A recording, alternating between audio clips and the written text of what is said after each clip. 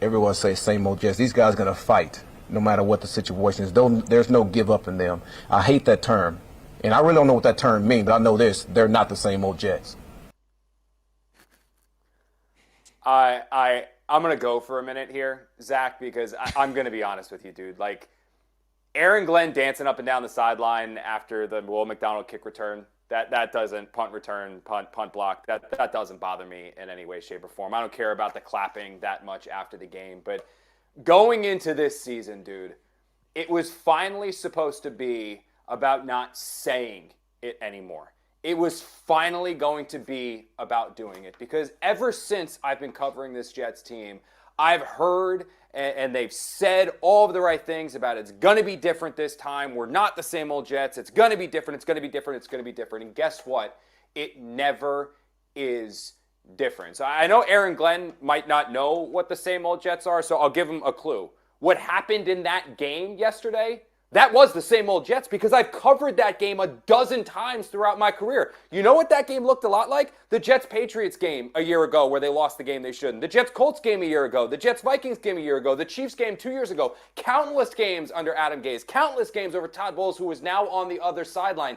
This is what the Jets do. They come out lackluster. They come out lifeless. They fall behind. They can sometimes crawl themselves back, but in the end, they lose. That Will McDonald play should have been one of the greatest moments in recent memory for this team. And what happened afterwards? You watched Baker Mayfield walk right on down the field because this defense is a disaster, and it cost the Jets a game. Their in-game decision-making cost this team again, like going for it on 4th and 12 and throwing a 9-yard pass.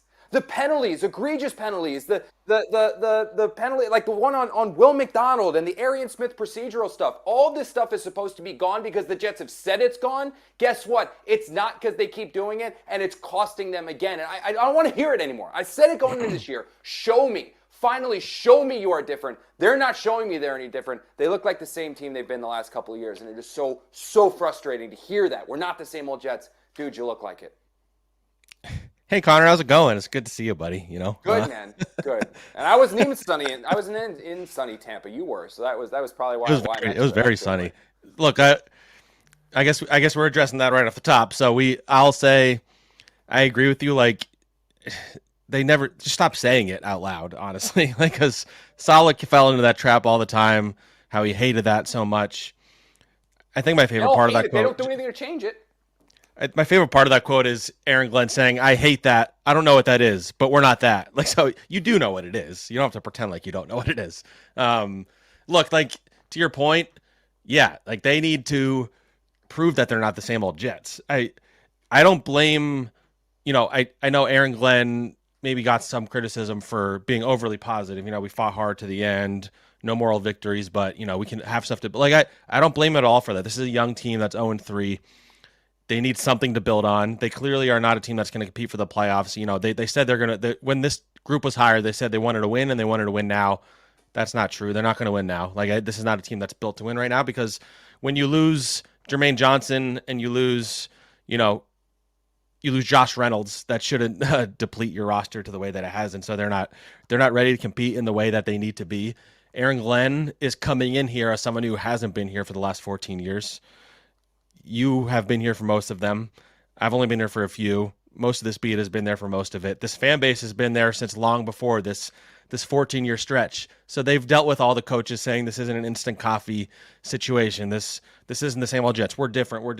They fought to the end. We just have to fix, this mistake or that mistake. We just have to fix this. We have to, like, it's verbatim. It's verbatim the things that we've been hearing for so long. And to your point, I'm tired of hearing the same stuff every week. More than that, I'm tired of watching bad football. So yeah, I'd like some good football.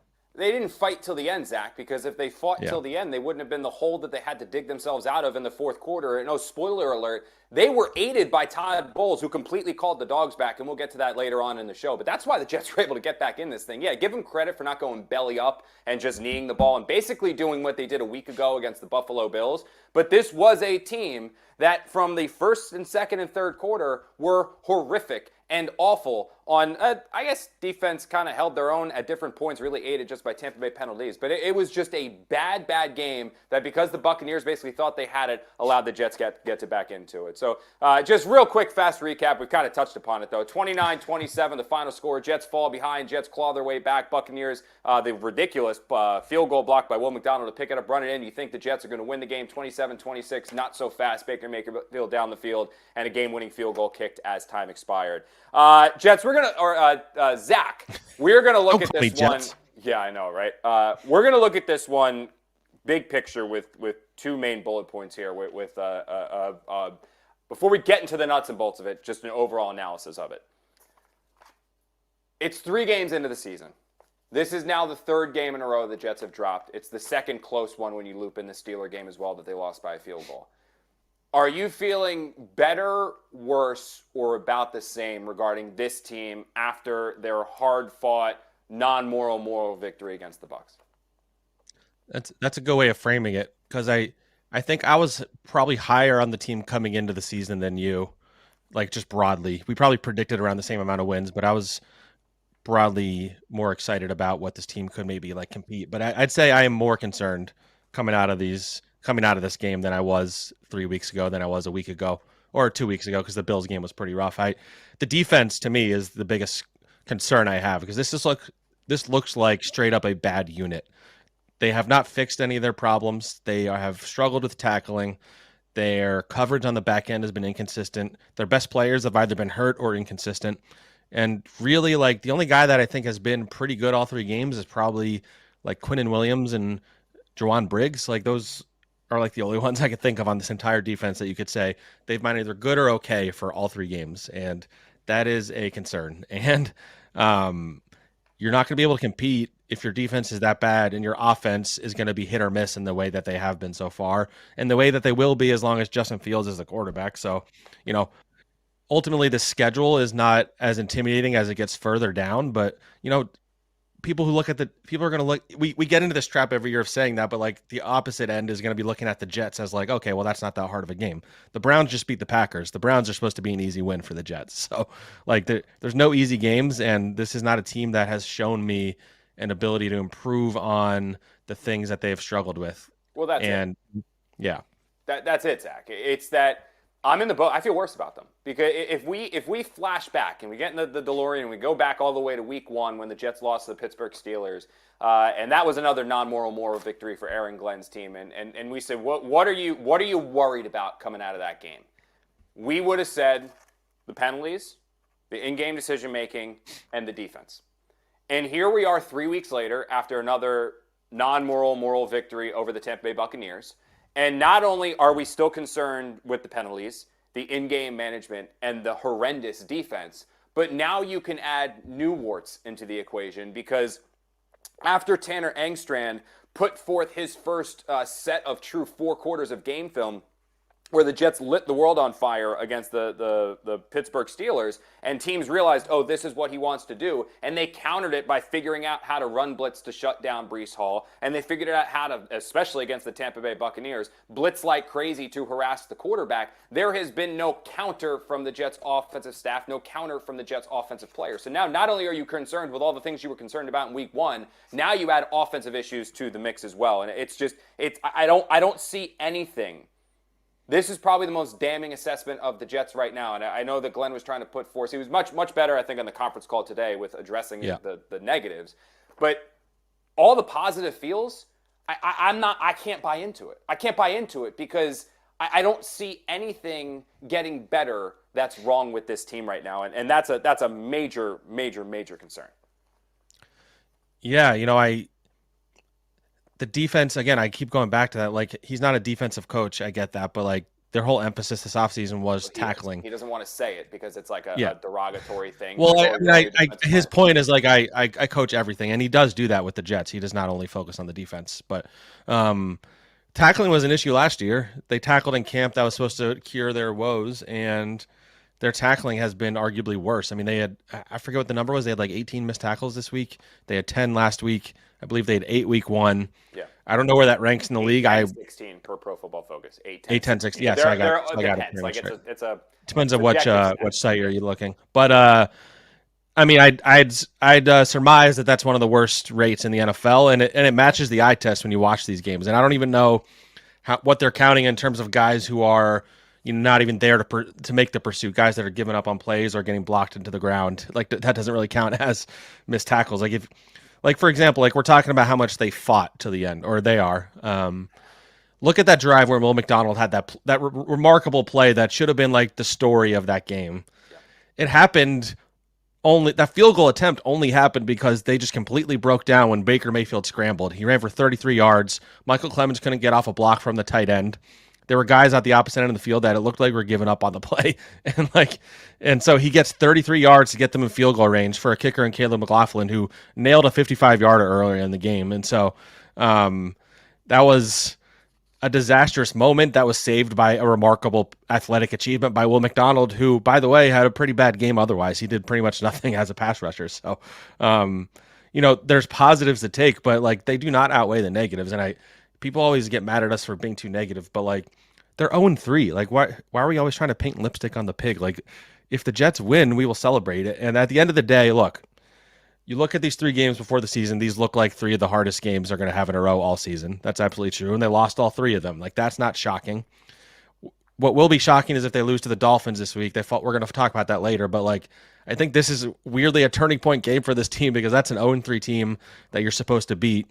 And if you lose to them after saying you built all this momentum in week 3, like, that's why I'm not ready to call the season they're going to be a disaster all year. They could turn it around and be competitive and things like that, but we need to see it first. Like you can't just like turn it on in the second half of the third quarter through the end of the game. Like you said, we've seen that happen over and over and over again.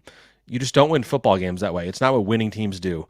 You don't come out sloppy and then have to make up for it while the other team is taking their foot off the gas, which the Buccaneers did. And so that's exactly it, Zach. And that's what to me just blows my mind. And we're gonna talk a little bit of coaching here, but this we fought back. We never stopped. We never stopped. Jet fans know Todd Bowles. Okay, he was this team's head coach. How many games did the Jets go up and then just let the opponent back in? Like the fourth quarter collapse was the storyline week in and week out with this team over Todd Bowles. And he did exactly the same thing here. He thought the game was over in the fourth quarter. The first 3 quarters of the game, this shout out Seth Walder, he used to cover the Jets, now works in ESPN Stats and Analytics Department. He texted this one over to me. The first 3 quarters, Todd Bowles blitzed Tyrod Taylor 63% of the time. Tyrod Taylor on those plays, 14 of 21 for 80 yards with an interception. The Jets as an offense, 124 total yards, 9 first downs, and 6 points in 8 possessions. In the fourth quarter, they blitzed Taylor just 21% of the times. And guess what happened, Zach? 2 possessions. 2 possessions the Jets had in the fourth quarter offensively. Taylor was 12 of 15 for 117 yards and 2 touchdowns. The Jets totaled 143 yards, 12 first downs, and scored the 2 touchdowns, 14 points on those 2 possessions. Like the Bucs pulled it back, and then that's when the Jets went down the field. And guess what? When the Buccaneers had to have it, they went right down the field and were going to kick a field goal to go up 9 and put the game out of way. Then McDonald made his heroics. But then guess what? Too much time on the field, and the Bucs go right back down and score again. Let's talk a little coaching. I do want to get to that. We're going to get to offense. We're going to get to defense. We're going to get to the Dolphins too before the show ends.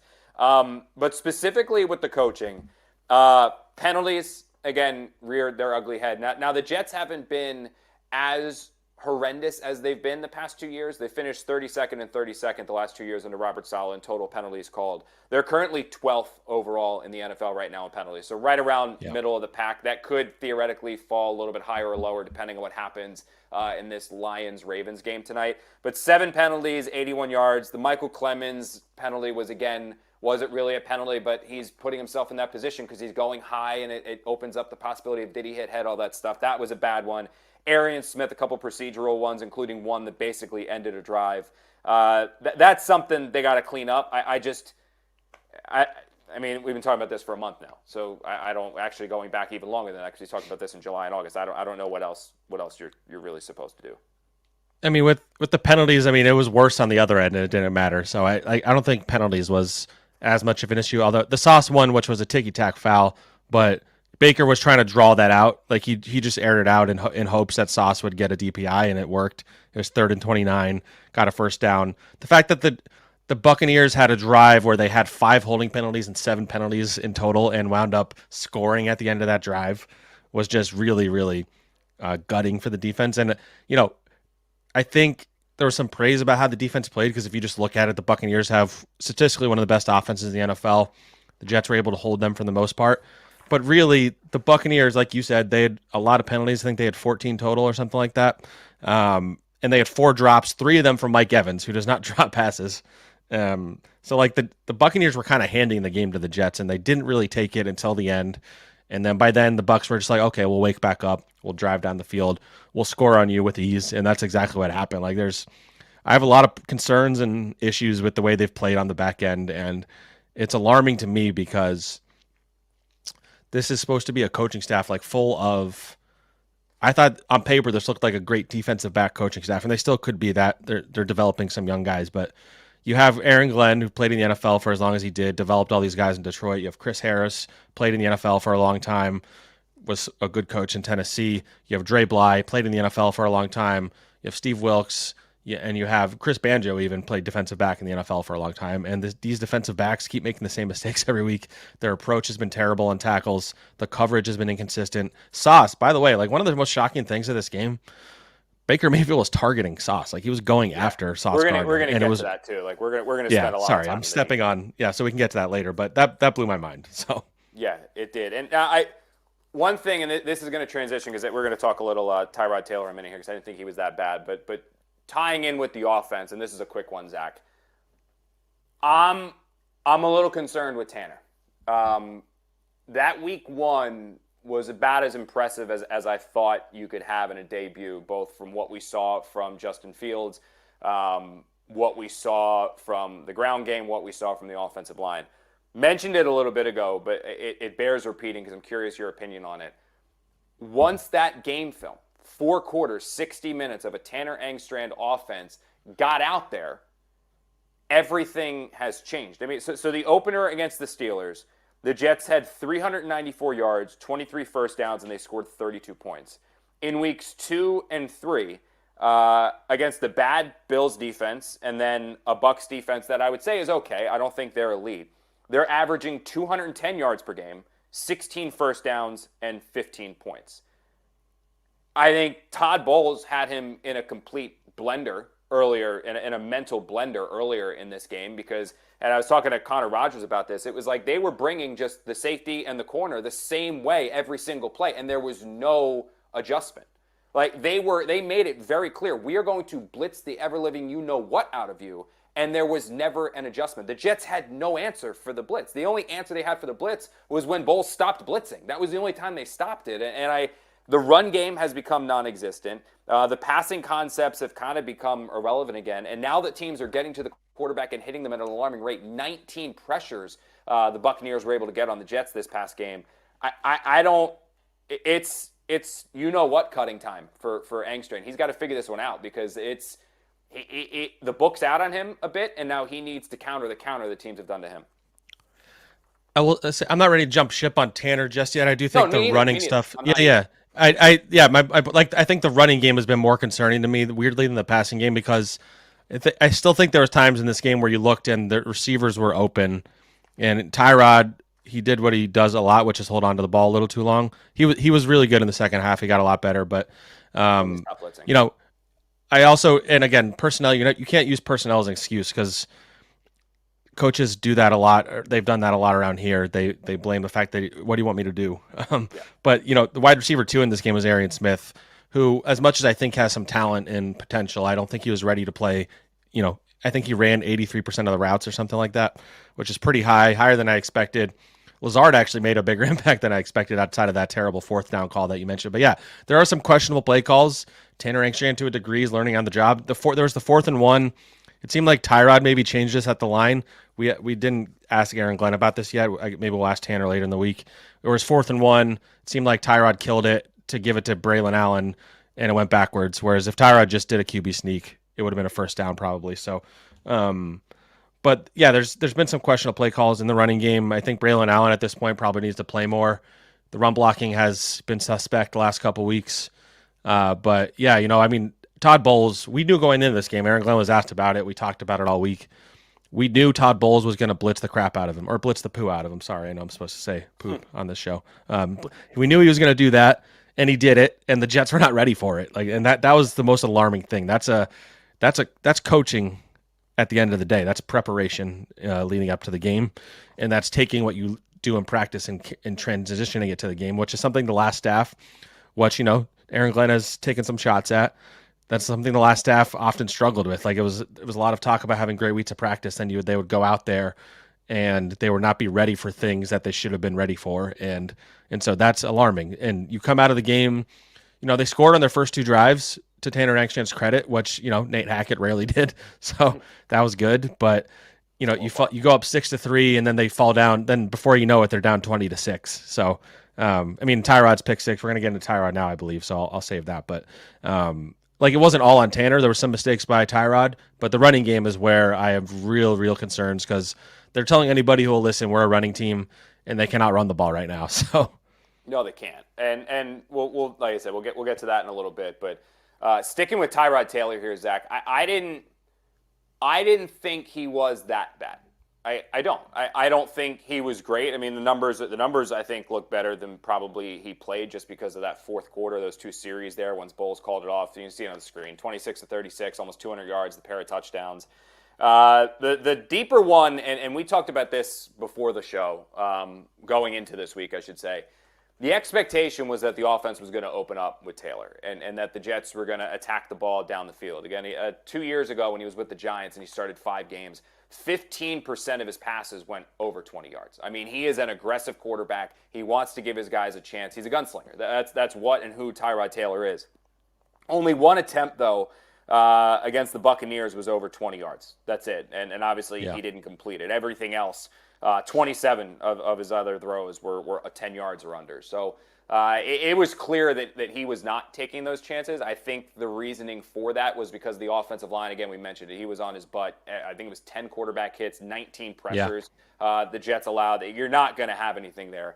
The major bugaboo was the interception. And I liked the Jets were being aggressive. Yeah, I mean, but that's a fumble. I don't blame a quarterback for getting rocked and fumbling the ball. It's just not. It's not like Daniel Jones where he's fumbling 50 times a game. I mean, or the Fields one where he's running and he's loose with it. You're getting hit hard. That's going to happen sometimes. Like that's not the interception is the one that stands out a bit. Mason Taylor's open over the middle. You could have gone there. You see that on the all-22. But that pick, while a questionable decision, floated up, guy in his face, probably should have just eaten it or dirted it. Garrett's got to be better there too, man. I mean, he's got to attack the ball. He said so. I think this is what's so maddening to me about Garrett Wilson and just what's frustrating about watching him play is he has all of the makings of a player who can be one of the 3 to 5 to 6 or 7 best in the NFL.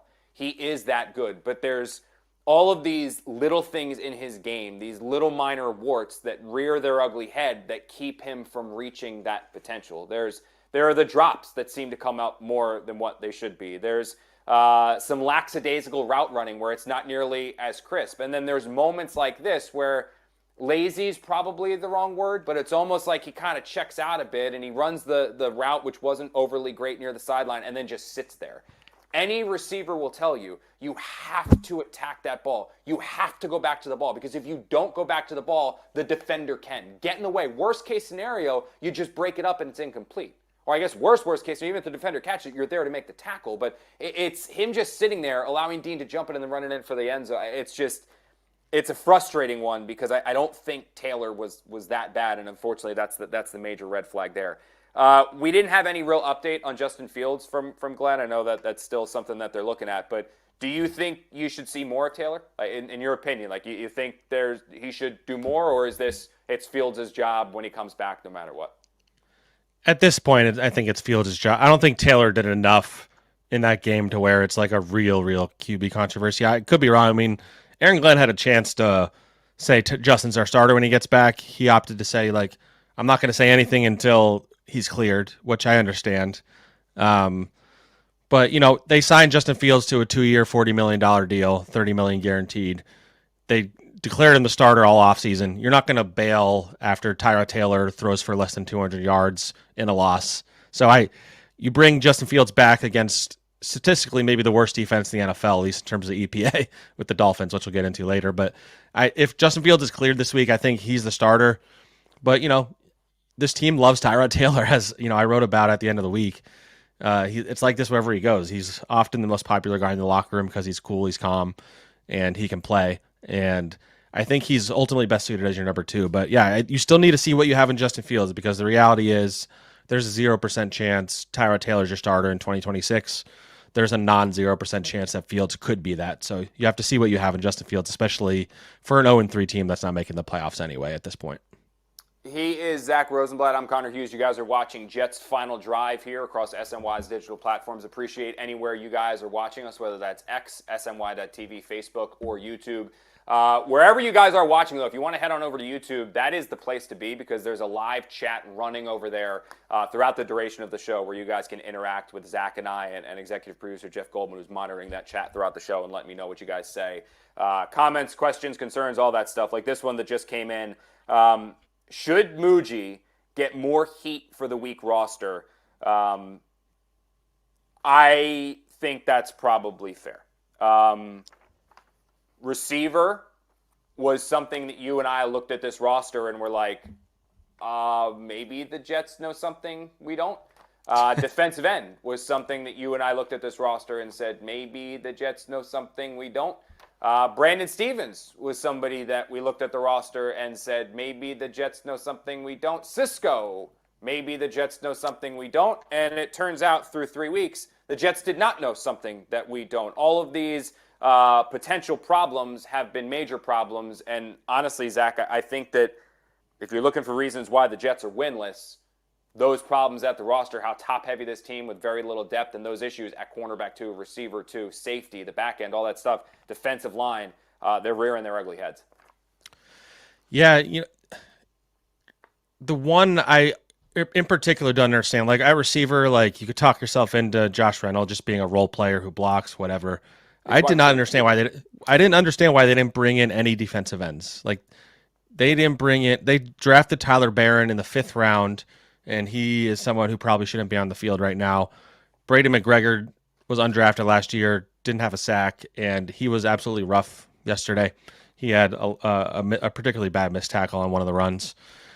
I just don't understand why they went into the season with that as their depth at defensive end. And if you look at it, like all the spots that you would have pointed at as a concern either for depth or at starter would have been wide receiver, defensive end, safety, and linebacker.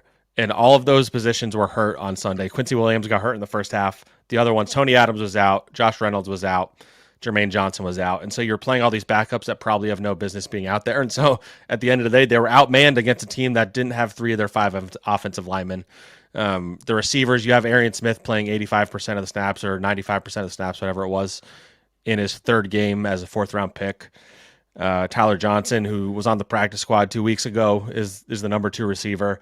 Like there's real talent deficit after the stars, and their stars aren't good enough to overcome that, is what we're finding out, I would say. And I think Sauce. Again, I know we're gonna get into that, but like it's tied to Brandon Stevens. I'm gonna have you want a buzzer on me when I talk too long. I'm gonna buzz you when you start going to a topic that we're going to. I know because we're talking about certain. But my point was gonna be they had DJ Reed last year. They replaced him with Brandon Stevens. I think having DJ Reed also made Sauce's life a little bit easier to a degree, is my point. Not to say Brandon Stevens being out there is why Sauce played the way he did, but like Stevens has been rough. Like that's the one you can point to. Like the Fields one, you understand why you're taking that lottery ticket. But for Brandon Stevens, like the evidence was that the one thing he wasn't doing was turning his head around. Well, he's still not doing that, and he's not tackling very well either. So, if you just look at it, like which of Darren Muji's moves outside of the draft, which is too early to judge, have been, like you could say that's a win. I would say Harrison Phillips and Jawan Briggs, who we just got 3 weeks ago. So it's concerning early. It's, again, like I'm trying to caution that it's too early to like give up on anybody. Cisco has been a pretty big disappointment, frankly, and maybe we didn't talk about that enough the first couple of weeks. Yeah, he wasn't. Like, this is what, and that's why you got him. That's why you got him for 1 year and $9 million or whatever it was. The Jets have just not invested in the safety position since they drafted Jamal Adams early, and they just don't have talent there right now. was like the over because it was Jamal and Marcus first and second round. Yeah. I was like, that's not even a premium position. Like, what are we doing here? But like the game that I always like to play, Zach, is would he start for a good team? And I imagine the player that we're all talking about, and would that player start for a playoff team? And the answer with Josh Reynolds and Tyler Johnson and Brandon Stevens and Cisco and Tony Adams and Malachi Moore and far too many players on this Jets roster is no. That's it. The answer is no. Unfortunately here, as we move on a little bit, Zach, a problem that has risen that I don't think any one of us truly expected, and maybe this was just me being more high on them than I should have been going into the year, is the Jets' offensive line. They have been, over the last 2 weeks, I think exposed is the right word to use. I think that left hand up, I was probably a little too high on them going into the year. I think the Elijah Vera Tucker injury is now being felt after the Jets were able to kind of punt it aside in the opener. But Olu Fashanu, and Connor Rogers and I were talking about this. I mean, he hasn't been as bad as like what Pro Football Focus says that he's been, but he hasn't been good. Credited with a team-high 6 pressures and 3 penalties this week against the Tampa Bay Buccaneers.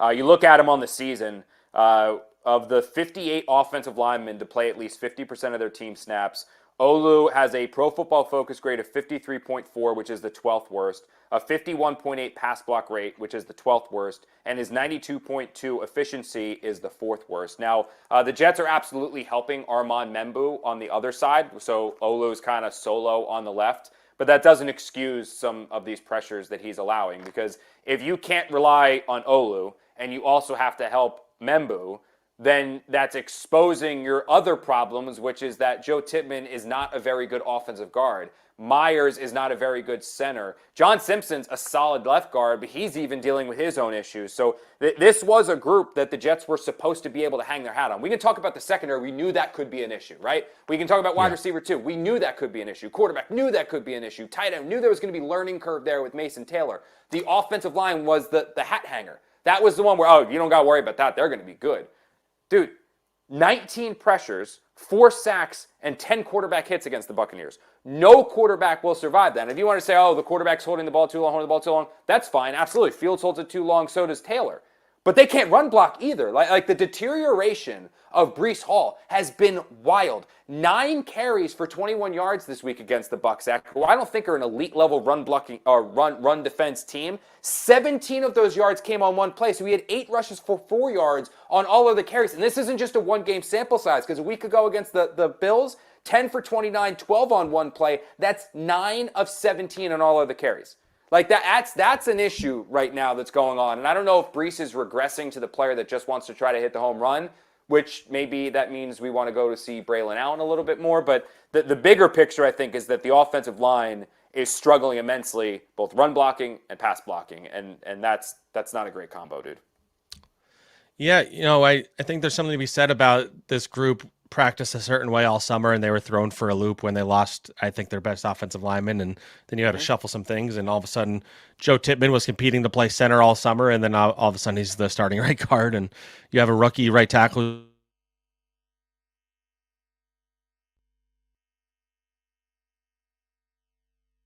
inexperienced group, and I think we maybe underestimated what that would mean for this group going into the season, and Olu struggling the way he has.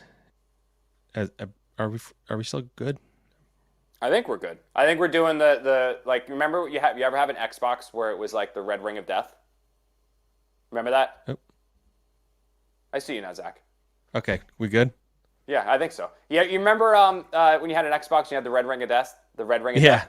You ever have that? I think that's basically what happens sometimes with this. Is like you go into like this circle, but on YouTube and everywhere else that we broadcast, I think it's usually fine. But okay. I was trying to keep talking, but Yeah, just keep going, keep powering through. Like I said, I haven't gotten a text yet from Jeff or anybody being like, "Oh my God, the whole world's down." So we'll figure all that out. The offensive line, though, is there a fix in your opinion?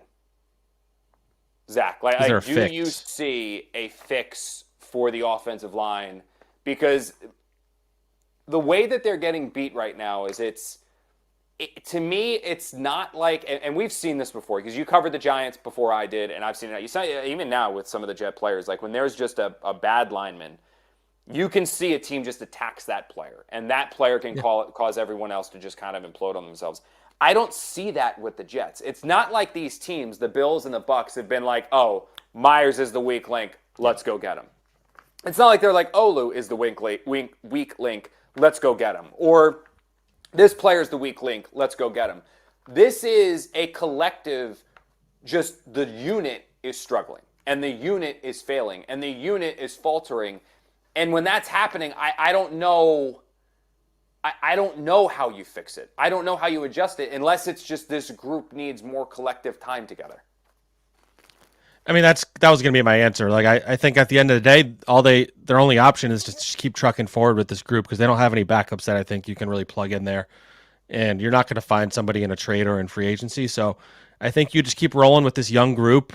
You hope they get better over time. And I think there's reason to believe they will. Like, Armin Membu, while you said he's been getting help, I think he's mostly been pretty solid. Like every now and then he'll give up a pressure, but I think he only has given up like 3 pressures in 3 games and 1 sack. So there's encouragement there. And Olu, like I said, he's more inexperienced than I think we give him credit for. And offensive linemen sometimes take a little bit to adjust. And, I thought he was going to be good right out of the gate, but he has not been. So I think you hope with time it gets better. And you hope that as you get through the season and maybe you get to some of the teams that don't have as intimidating of defensive lines, the Dolphins do have some talented pass rushers actually, but I think that I'm not ready to say they're going to be a terrible offensive line, that they're going to be more like week 1 or if they're going to be more like week 2, but they need to be better. And I think experience will be the thing because this is a young group at the end of the day. I mean, John Simpson is probably the oldest one on the group. I think he's 27 or 28. Everybody else is 25 or under, I believe. So it's a young group. You're not willing to say that they're going to be a terrible group. I am dangerously close to saying that the Jets defense is going to be a massive problem throughout the year. Yes. I am there. And it is rare. And it's rare that I can say I've experienced something rare while covering this team. That for 3 consecutive weeks, the same thing's an issue. Yep. And the same thing for the Jets right now is their defense. And we've repeated this a couple times. Aaron Glenn praising the team for their fight. Aaron Glenn praising their team for their resolve. Zach, this was a Tampa Bay Buccaneer team that was missing 3/5 of their offensive line. Chris Godwin did not play. Ibuka was at best 50%. Mike Evans left with an injury. Baker Mayfield was in no way, shape, or form healthy. They gave them 12 penalties for 124 yards, routinely shot themselves in the foot, played the entire fourth quarter until those final 2 possessions trying to just get the game clock ran out so they could go out of this one with a victory. And at one point, it seemed like this one was going to be a blowout. The Jets defense, if it wasn't for the 4 additional drops, 3 of which by Mike Evans, and those penalties, this is probably a blowout where a blocked field goal doesn't even matter except for fantasy points and special teams. The Jets again forced 0 turnovers. Quinnen Williams had half a sack and 2 quarterback hits. No other player had another quarterback hit. And I know you could say, oh, the defensive line forced holdings. No, that was just basically an XFL-level offensive line holding on for dear life. Sauce Gardner in the secondary was supposed to be the one certain. The Jets made him the highest paid cornerback in the NFL. And what blew my mind more than anything else is that Baker Mayfield was targeting Sauce Gardner. They were going to the line and they weren't saying, okay, Sauce is on Evans, let's target somebody else. They were saying, where's Sauce?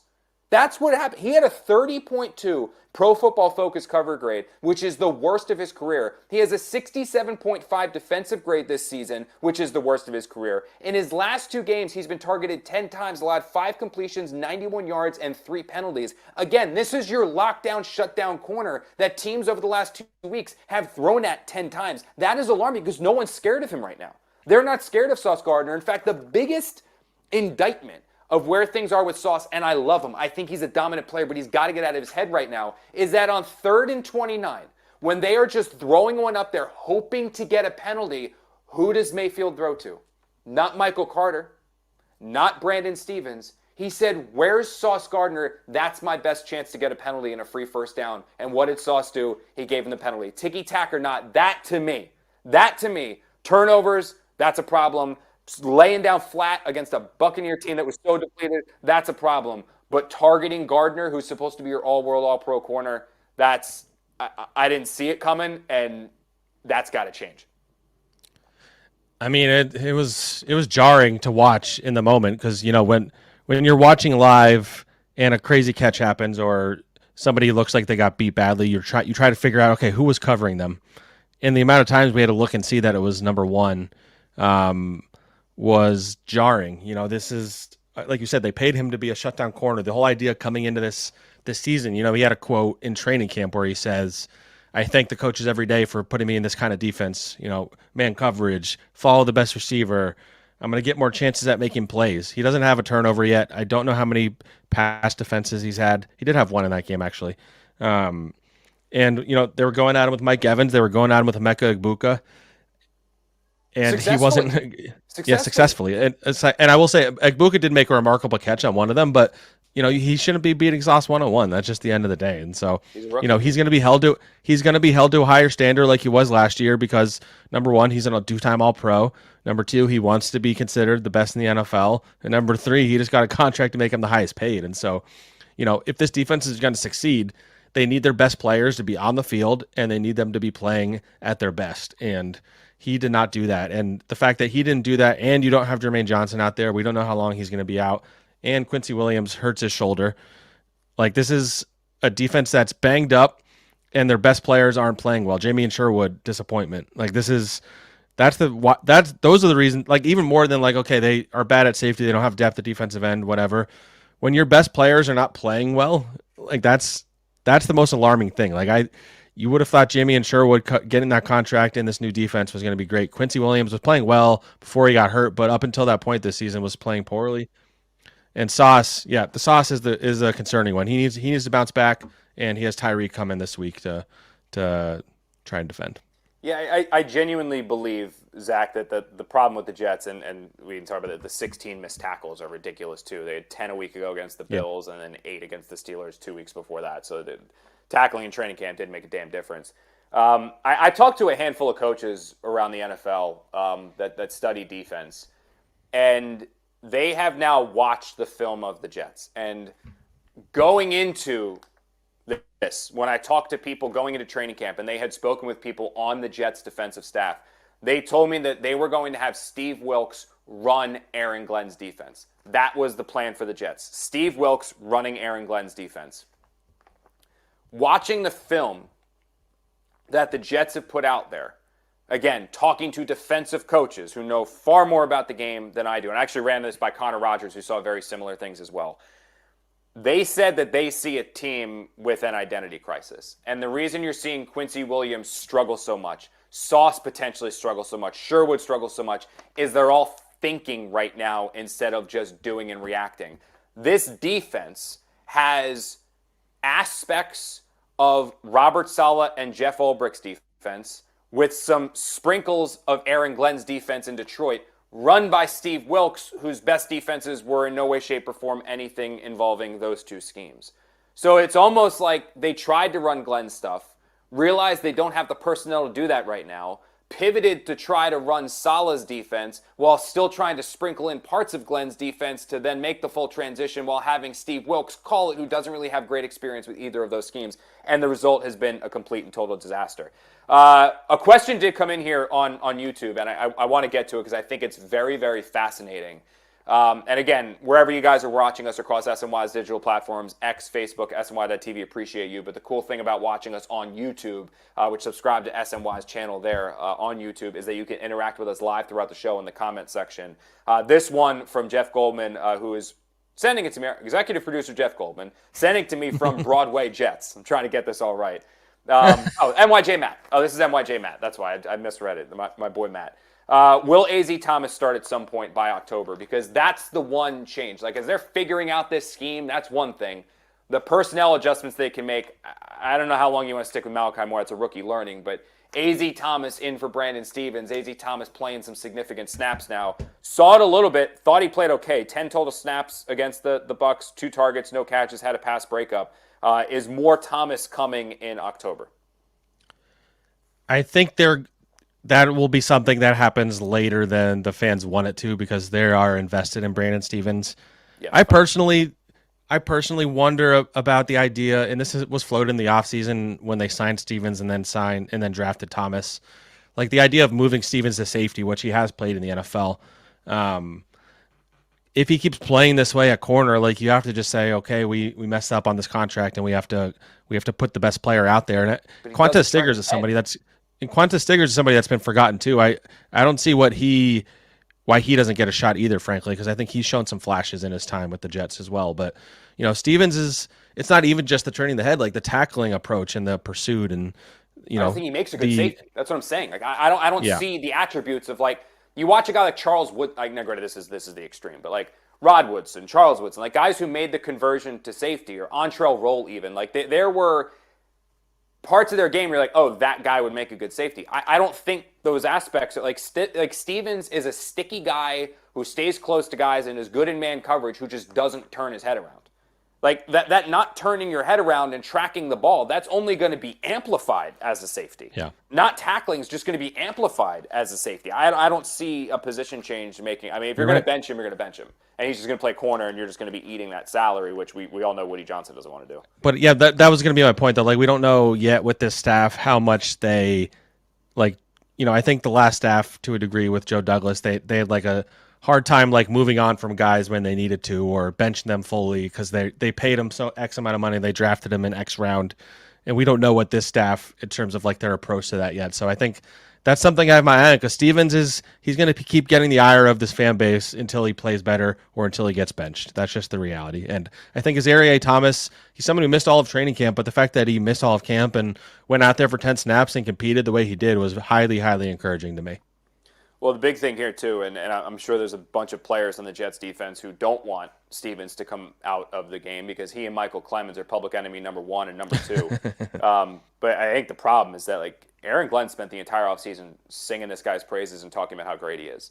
Glenn spent the entire offseason singing the praises about how Will McDonald is getting an every down player, and the Jets literally can't play Will McDonald on first and second down right now, dude. Like he is so bad against the run that, as good as he is as a pass rusher, they can't put him on the field on first and second down. Like, he can only play in passing situations, and it's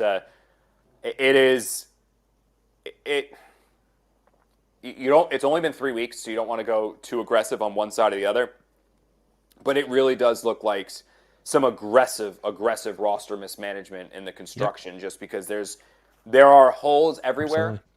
Absolutely. And it's one thing, Zach, when a hole pops up and you're like, damn, didn't see that coming. You, me, anybody who watched this team in training camp, anybody who follows this team, the problems that we pre-diagnosed going into the year on defense are all there. Everything. There is no new problem. The things that are hurting the Jets this year are exactly what you and I would have said were going to hurt this team when we were watching them during their first OTA practices. It's exactly it. It's that the safeties are bad. It's that Brandon Stevens is bad. It's that Will McDonald can't play the run. It's that they fixed the interior defensive line. Shout out to that. But then there's no depth. They're top heavy with zero depth. And now that Sauce Gardner's struggling as well, it's just amplifying the issues elsewhere. Injuries, Zach. I was not on the conference call with Aaron Glenn. You were. Quincy Williams, Jermaine Johnson, Tony Adams, Sauce Gardner. Those were the big injuries that were kind of out of there. Can I run through updates with you on what he said about them, if you remember? Well, the updates were that he's going to know more later, and so we won't hear until Thursday. But I just to run through them real quick, like Tony Adams, I'd be concerned about his ability to play because his injury, he was questionable, and they downgraded him to out on Saturday, which means he went out for practice and something probably didn't go well. Jermaine, he did update on Friday that it was not his Achilles ankle that got hurt, which is promising. And, there was that vague Jermaine Johnson tweet like a week ago where he seemed to be excited about, maybe it not being an Achilles again. But, he did not practice all week. So until he practices, we can't bank on him playing. Justin Fields, he needs to be cleared in time to play. They're going to practice Thursday, Friday, Saturday because it's a Monday game. He needs to practice more than just Saturday was Aaron Glenn's rule. So I'm curious to see what happens there. And Quincy Williams, he left with a shoulder injury. I think it was at the end of the second quarter, did not return. He's somebody that, he was starting to get back into a groove, I thought, in the beginning of that game. His backup is Marcelino McCrary-Ball and Kiko Mauigoa, the rookie. And so I have a lot of concerns about, especially with the way Jamie and Sherwood's playing, if Quincy can't go. But the updates are that there are not really any updates. But the amount of important players on that list is concerning this early in the season. It is, especially because Quincy Williams is really struggling a lot. I mean, he's swimming in his head. You can tell that. But who starts if he's not out there? That's a problem. Jermaine Johnson, him not playing means Michael Clemens is playing a chunk of snaps. Jermaine and Clemens, I think, can sometimes work, especially against the ground. But then it's other things. It's just there are a lot of things that are exploited when some of those guys are missing. All right, Zach. You've been on the beat for a minute now. I've been on it for about an hour.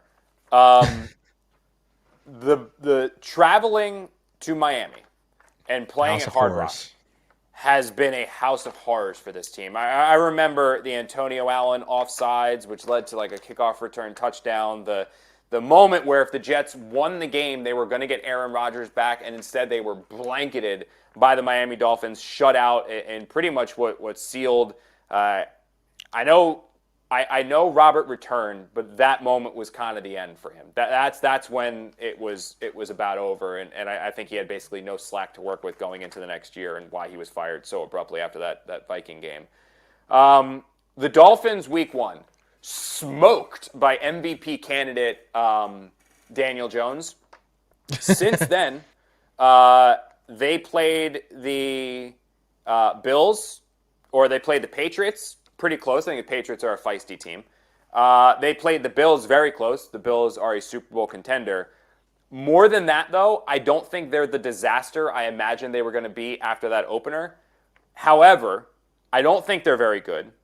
However, I hate the matchup for the Jets. I mean, what the Dolphins do with the speed of A-Chain, Waddle, Tyreek Hill, even Tua with the issues that he has, if Jermaine Johnson can't go, the Jets can't run with anyone right now. They struggle and they're overthinking, which misdirections and motions are just going to amplify. I have a bad feeling about this one. It's early, but I have a very, very bad feeling about how this game could potentially go, because while I liked the matchup versus the Bucs, I do not like how it looks on paper for the Jets versus the Dolphins, even though the Dolphins have their issues. So what I would say is, like, the Dolphins, if you want to look at this as a chance for the Jets to have a bounce back game, it's the Dolphins by EPA have the worst defense in the NFL, and I just pulled it up in terms of rushing. They are 29th in rushing defense. So, like, in theory, this should be a good matchup for the Jets offense. If you just look at those facts, the Jets rush defense is 24th in yards per game, just as a fact. But that's the flip side of it is, no matter what you thought about Mike McDaniel, this Dolphins offense, or this Dolphins team, how bad they are, how bad this is a win for the Jets, they still have Tyreek Hill, they still have Jalen Waddle, they still have Devon A-Chain. Like, those are three really fast, unbelievable athletes, and the Jets have struggled with worse athletes than that through 3 games. I mean, they made James Cook is fast, but he is not A-Chain fast, and they made James Cook look like an absolute stud.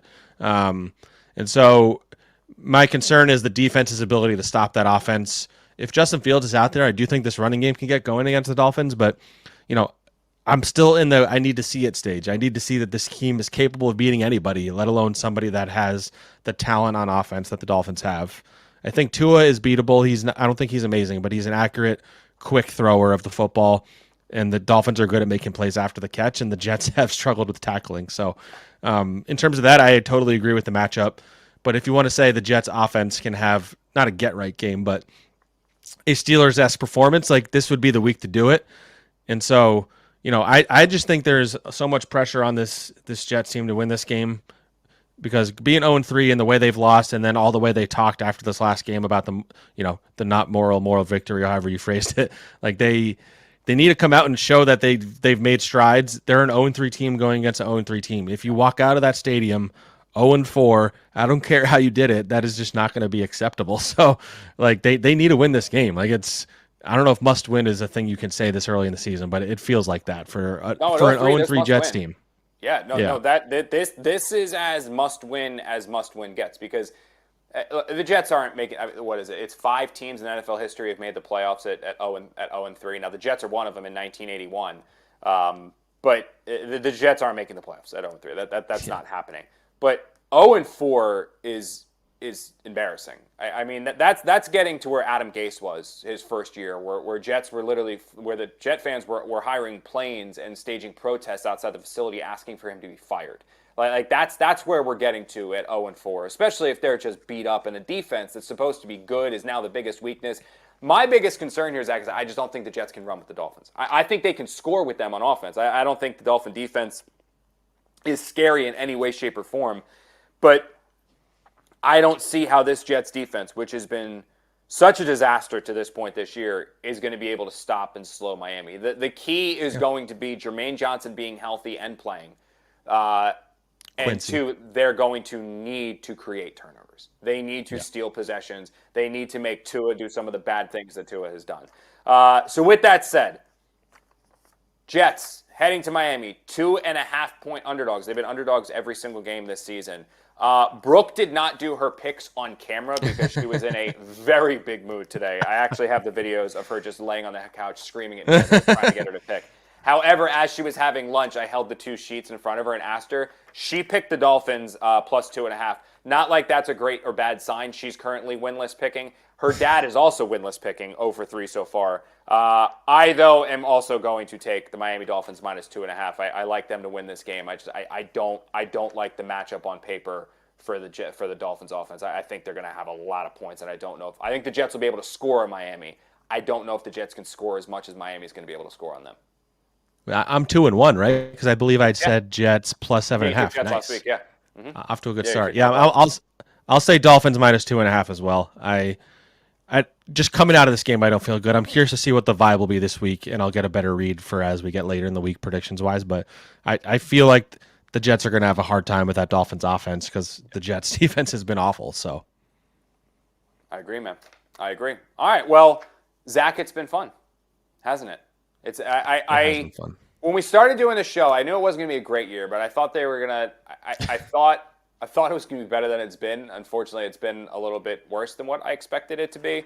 But who knows? If the Jets are going to get a win, I mean, the winless Dolphins, you would think on paper looks like one of those, but suddenly the paper doesn't usually favor the Jets too often.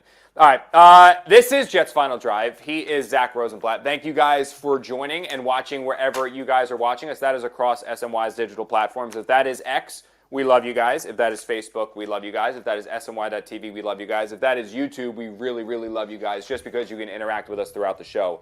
I say this every week, and it holds true. If you are going to watch us on YouTube or any of those platforms, make sure you subscribe and follow SNY on them. Make sure you follow me, Connor Hughes, and Zack Rosenblatt as well. YouTube's pretty great, though, to follow us over there because not only will you get Jets Final Drive, you're also going to get Jets Mailbag, which is my other digital show with Janae Coakley, which is coming your way later this week. We compile questions throughout the week about the Jets, and then we answer those questions on the mailbag. So that's a fun one to get involved in, and we hope that you guys join that show. You also, on that program, get Mets content, Yankees content, the Putback with Ian Begley, and so much other stuff. So make sure you follow us there. Zach, there's some places they can follow you, right? Badlands Flight Plan, twice a week podcast, right? Plugged yourself, correct. My friend. Yeah, well, we did our first pod early this morning. I was still in Tampa. It's been a long day. And then on Thursday we'll do our preview pod. But yeah, you can find me there and at the Athletic, where we'll have a bunch of content this week as well. You know how, like, the Emmys, they play the music when they want you to walk off stage? My monitors just went off, so that means it's time to go.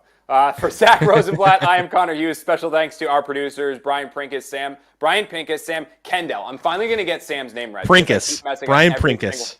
Prinkett. Are you sure? Because I have Pincus here. No, I'm making fun of you for saying it wrong. You can't do that. You can't do that to me. Sam Kendall. Sam, I got your name right this time. Sam.